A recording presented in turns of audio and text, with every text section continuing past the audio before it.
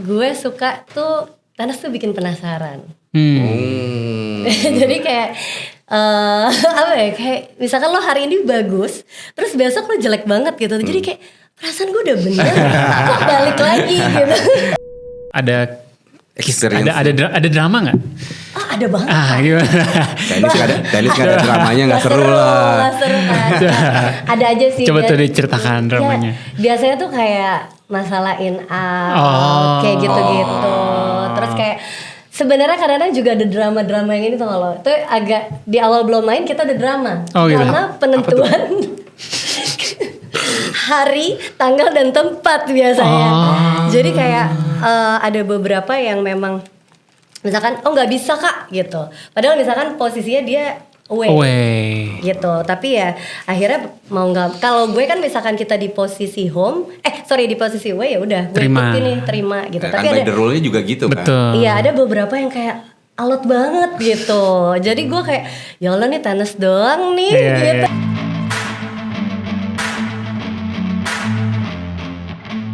Welcome to Behind the Serves, where we uncover the stories behind your local tennis figures and communities. Bareng gue Ray.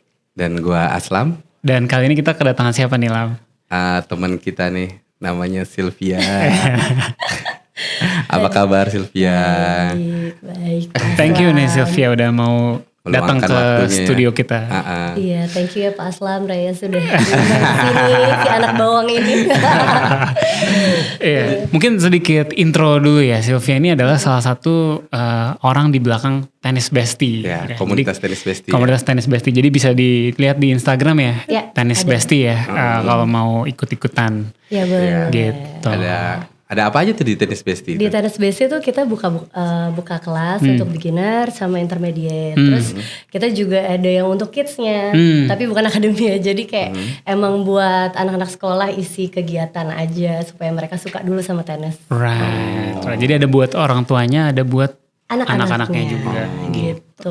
Nanti kita akan deeper tentang Tennis Bestie. Tapi mungkin pertama-tama nih, Sil, boleh diceritain dulu nggak? Awal mulanya nih lo mulai masuk ke dunia pertenisan tuh gimana tuh? Dari kecil kah gitu atau dari pandemi gitu kan? Gimana tuh? Jadi awal itu emang dari pandemik. Waktu itu gue tinggal di apartemen yang memang ada lapangan tenis gitu. Dan tapi waktu itu memang belum terlalu rame sih. Jadi ngelihat lapangan nganggur nih. Terus ada temen gue yang sekarang jadi partner juga di Tennis Bestie. Nah dia ngajakin gue kayak yuk kita cobain yuk gitu, suami istri. Ya udah akhirnya cobalah coaching di situ dan ternyata wah suka banget lagi gitu. Hook langsung kan. Nah suka banget. Terus ya udah akhirnya kita sering dan bahkan gue tuh awal-awal tenis tuh bisa kayak dalam satu hari gue ngebook coach yang sama pagi sama sore. Jadi coachnya balik lagi. Dari pagi balik lagi terus kayak lapangan tuh benar-benar masih jarang yang pakai sih. Belum seramai itu waktu itu. Sampai akhirnya kita ini ya sama manajemen kayak Mbak maaf kita sekarang cuma boleh pakai satu unit 2 jam sekali. Kayak dilihat nih terlalu sering nih di lapangan nih. Berarti bukan seminggu 2 kali ya, sehari 2 kali. Biasa. Jadi karena pengen bisa kan. Pengen bisa. Itu dari temen yang ngajakin. Dari temen. Apa sebelumnya udah tahu tenis? Maksudnya kayak nonton pertandingan tenis atau tahu pemain tenis gitu? Jujur enggak lagi. Enggak. Tapi kayaknya kalau gue ingat dulu tuh kayak bokap suka nonton. Oke. Jadi kayak ada yang lo tau gak kayak ada memori-memori deja vu. Kayak gitu. Dan ternyata memang dari semua olahraga gue dulu kan gue pernah berkuda juga. Equestrian ya. Tapi enggak yang serius itu. Jadi emang suka. Terus juga yoga, tapi ternyata tenis tuh paling kena. Kenapa tuh paling kenanya tuh? Apa ya? Karena gue suka tuh tenis tuh bikin penasaran. Jadi kayak apa ya? Kayak misalkan lo hari ini bagus, terus besok lo jelek banget gitu. Jadi kayak perasaan gue udah bener, kok balik lagi gitu. Iya. Nggak bisa sekali langsung bisa selamanya ya. Harus dipatri dulu ya. Betul. Kalau misalkan kayak udah berapa lama gue berhenti, balik lagi tuh kayak Gue bego banget. Terus itu yang justru itu yang bikin penasarannya gitu ya, yang bikin kayak apa? Ya, jadi gara-gara apa namanya penasaran terus gimana biar improve gitu, akhirnya jadi kehook gitu ya main tenis. Lu gitu juga nggak lah? Gue dulu juga gitu sih. Gue juga gitu. Nggak karena gue orangnya tuh suka ngulik sih. Jadi kalau udah ngulik terus gue udah selesai gitu, udah gue nggak. Udah bosan. Nah tenis ini sampai hari ini gila, ini memang butuh konsistensi sih di tenis itu. Jadi tuh kok ya kayak Sylvia tadi cerita, kok hari ini main bagus. Terus main berikutnya kok jelek gitu. Yeah, jadi ada ini terus ya. Gue salah apa? Iya, kompleksitasnya tenis itu yang makanya sampai hari ini gue masih suka sih. Yes, sama sih gue juga gitu. Sil, mungkin pengen nanya langsung nih ya tentang si Tennis Bestie. Jadi kan tadi lu bilang pas pandemi ya 2022 mulai main tenis. Tennis Bestie ini nggak lama setelah itu atau gimana? Iya benar-benar nggak lama setelah itu karena gue tuh nggak punya teman, nggak punya teman main. Jadi maksudnya bukan nggak punya teman main sih. Ada gue, suami gue, terus si partner gue yang sekarang sama suaminya. Cuma pada akhirnya karena suami sibuk, jadi lebih sering bertiga, kurang orang dong kita. Jadi akhirnya gimana kalau kita bikin, sebenarnya awalnya cuma untuk biar ada teman, terus dan ibu-ibu rumah tangga ini ada kegiatan sebenarnya. Terus akhirnya ya udah kita buat dan ternyata jalan. Terus juga kita dikasih kesempatan untuk ngisi lapangannya, ada salah satu sekolah di daerah Jakarta Selatan. Nah di situ kita mulai buka kelas anak-anak di situ. Awalnya jadi dari kelas anak-anak justru? Enggak sih, enggak. dari yang besar dulu. Oh dari yang besar. Cuma akhirnya kesana. Berarti gitu. Tennis Bestie itu lahir dari inisiat lu sama temen-temen lu sama suami-suaminya lah gitu ya. Dari maksudnya dari gue, Nanda, terus ada Putih gitu sama suaminya gitu. Berempat aja sih tadinya. Cuma akhirnya sekarang kita bertiga gitu. Itu sampai hari ini gimana tuh? Si Tennis Bestie itu. Perkembangannya gue dari lahirnya sampai di sekarang ini. Jujur gue nggak nyangka sih, maksudnya karena tadinya nggak ada kepikiran ya, maksudnya gue bisa bahkan maksudnya bisa bisnis di dunia ini gitu. Kayak awal-awal kita bikin akun bank aja tuh kan kayak isinya kan di bidang apa, olahraga. Apa nih gitu ya, gak pernah terpikir. Tiba-tiba jadi entrepreneur olahraga. Gak kebayang. Iya padahal background gue gak ada sama sekali gitu. Karena kan ya maksudnya gue kuliah di desain gitu, jadi kayak gak kepikiran sama sekali. Dan sampai akhirnya sekarang alhamdulillah suami gue bikin lapangan juga Narakort itu, jadi kayak ya itu gue masih kayak ini serius gak sih, kok kita jadi nyemplung banget dari yang iseng cuma nyari teman sampai akhirnya bisa nyemplung, dan yang bikin happy-nya lagi gue tuh bisa kenal banyak orang. Yes. Berapa orang sih sekarang yang ikutan atau yang rutin lah ya, rutin main di tempat? Kalau rutin mungkin sama anak-anak atau yang dewasanya? Ya sama anak-anak lah ya. Kalau sama anak-anak mungkin 100-an lebih sih. Kalau yang rutin ya, kalau yang rutin. Rutin itu yang rutin aja 100-an ya. Iya gitu, kurang lebih. Aduh. Gede sih. Iya, gede sih. Iya gitu. Dan ini apa namanya, sesuatu yang even 2 tahunan yang lalu belum ya, bener-bener baru 2 tahunan tiba-tiba lu sedalam itu sampai bikin lapangan pula. Iya. Gila. Luar biasa ya Teong. Iya, tenis ini memang sekarang tuh gue lihat kayak brand-brand juga lagi look up banget ke apa ya dibilangnya mungkin sports influencer kayak gitu tuh udah mulai kelihatan sih gitu. Iya. Nah tadi kan lu mention Narakort nih. Iya. Apa nih Narakort? Jadi suami gue sama partnernya Rangga, mas tenis tuh. Nah itu suami gue Nanda. PTC ya? PTC. Iya benar, Mas Rangga PTC sama suami gue Nanda. Mereka bikinlah si lapangan ini. Gue sebagai istri mensupport suami saya. Nanda, Rangga, Nara. Gue kira Nathaniel Reyes tuh. Invest di nama. Mampir dong nanti. Boleh, tentunya kalau ada undangan kita pasti datang. Deket kok, dekat. Itu di daerah di Pejaten, Jalan Petayon. Oke, berarti teman-teman di Jaksel dan sekitarnya atau dari seluruh Jakarta ya. Sudah ada court baru nih namanya Nara Court. Ada court baru. Udah mulai di Instagram gue tuh udah ini terus. Iya, di explore. Di explore ya, ada lapangan baru nih. Iya dong, harus nyobain ya nanti ya. berarti dari komunitas yang lu buat sama lu sama suami lu sama teman-teman lu sih Tenis Besti, terus akhirnya berkembang bikin lapangan tenis gitu. Itu kebayang nggak sih? Kok tiba-tiba dari bikin komunitas terus bikin lapangan? Oh enggak, tapi memang kalau lapangan itu, jadi setelah kita ngejalanin Tenis Besti, memang di awal-awal tuh kita sempat bilang gini, ini end game-nya adalah kita punya lapangan tenis. Ada. Gitu, mungkin kekuatan pikiran kali ya. Jadi kayak, walaupun mungkin lapangan tenisnya bukan lapangan Tenis Besti, tapi kayak pingin aja gitu punya. Karena kan susah banget ya Pak, nyari lapangan sekarang gak sih? Iya. Dan mungkin ini juga ya, mungkin kayak kalau lu mau lebih banyak lagi classes yang lu bisa buat, tapi lapangan yang nggak ada susah juga kali. Betul, itu emang problemnya tuh. Problematika. Betul. Tapi memang pada akhirnya pun Tenis Besti nggak ada jadwal. Maksudnya bukan nggak ada, dapetnya dikit banget nih. Gitu. Sebagai iya ternyata begitu gitu, karena saking mungkin antusias anak-anak tenis ini nyari lapangan tuh benar-benar luar biasa sih gitu. Awalnya Tenis Besti itu di mana tuh? Dia pertama kali buka coachingannya atau di mana tuh? Di apartemen itu. Di apartemen itu. Gitu. Setelah itu ke UMS Kuningan. Right, UMS Kuningan. Tuh. Lalu yang untuk yang private dan anak-anak kita ada di Lebak Bulus. Di Lebak Bulus. Pondok Labu gitu. I see. Gitu. Terus ternyata punya lapangan sendiri tetap dapat jatahnya nggak cukup banyak ya. Ya bikin satu lagi lah. Bikin satu lagi. Semoga ya. Begitu. Kalau kan tadi lu bilang ada 100-an ya yang udah main dari 2 tahun lalu.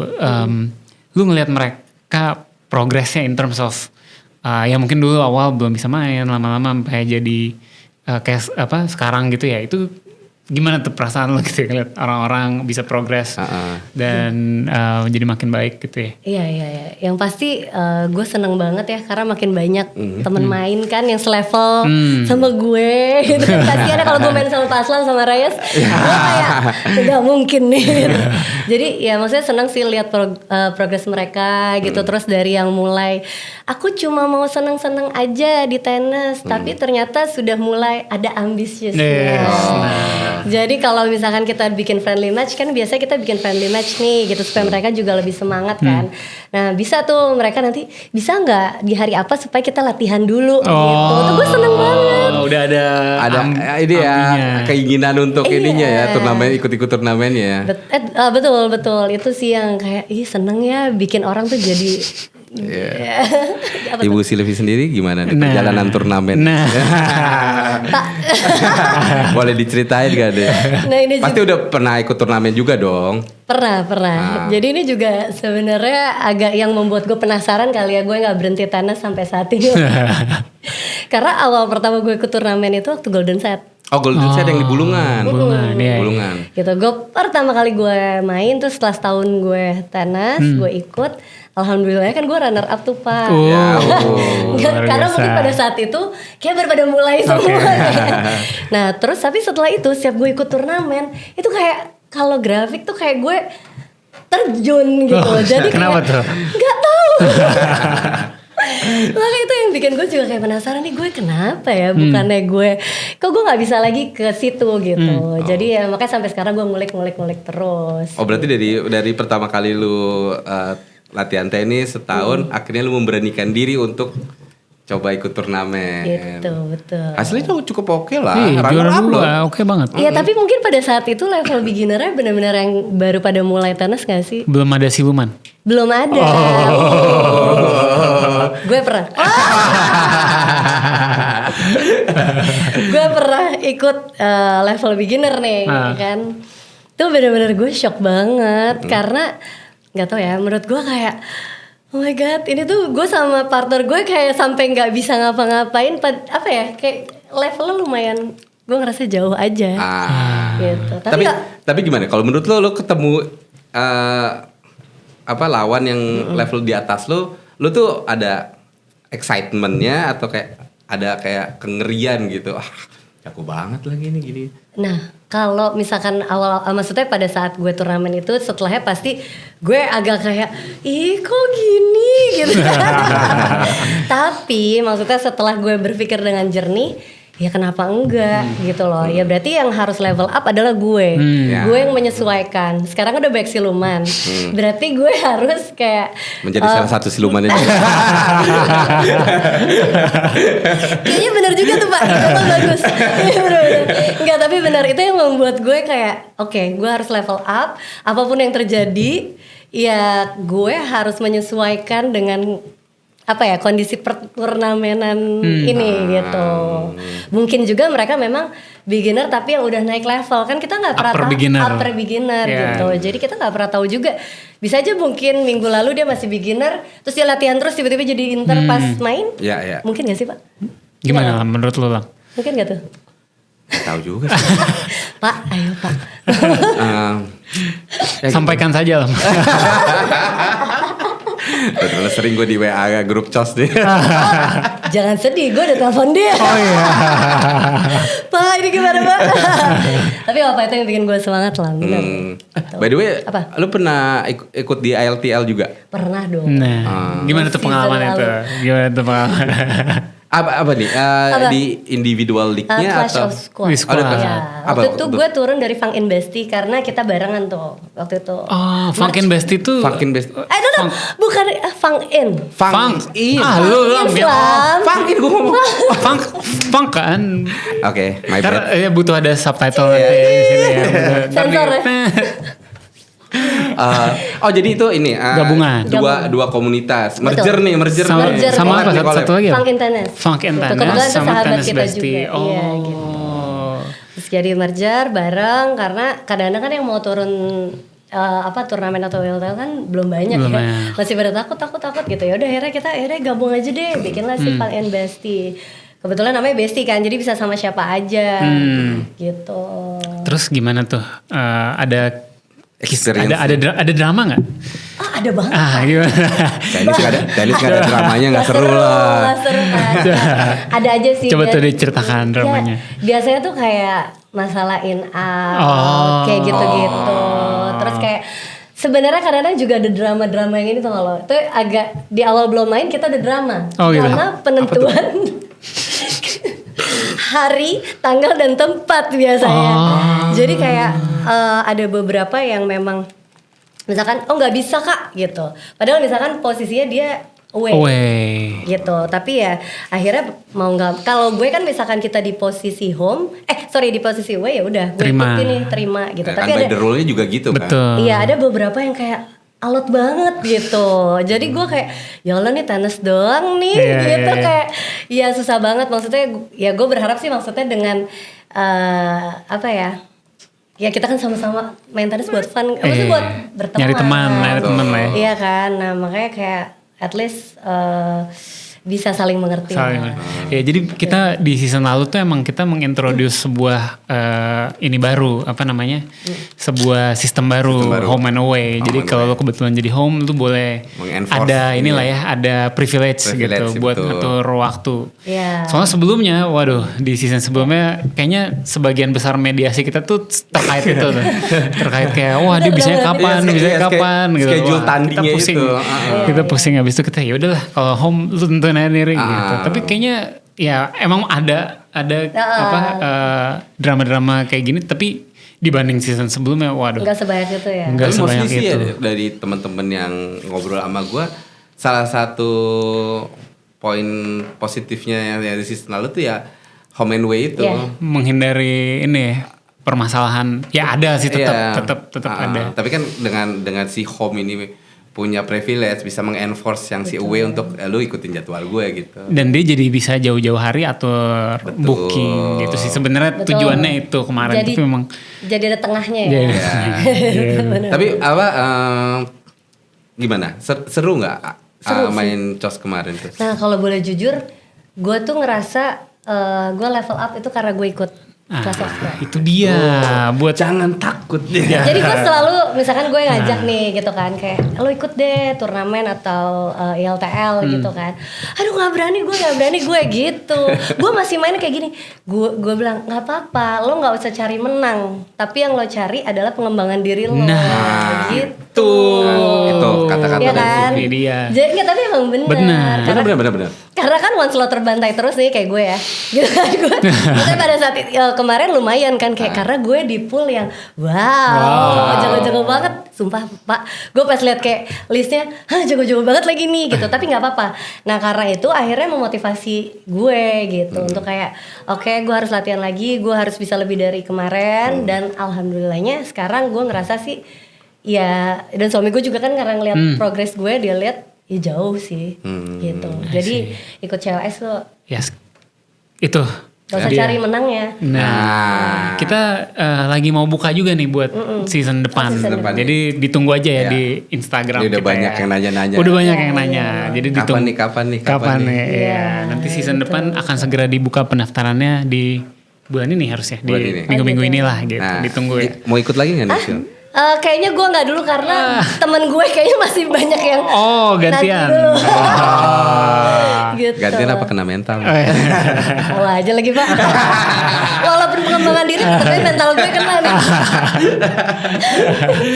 Gitu. So, mungkin mau bahas ini juga. Lu selain selain punggawa di Tenis Besti, lu juga tenis mom ya. Lu orang tua tenis ya. Anak lu main tenis juga. Main tapi belum yang terlalu ini sih. Maksudnya belum yang gue seriusin banget. Tapi mereka suka. Gitu. Pokoknya gue yang penting gak maksa mereka gitu. Dan gue lihat dulu. Karena kemarin anak gue sempat pengennya basket. Yaudah gue kasih dulu basket.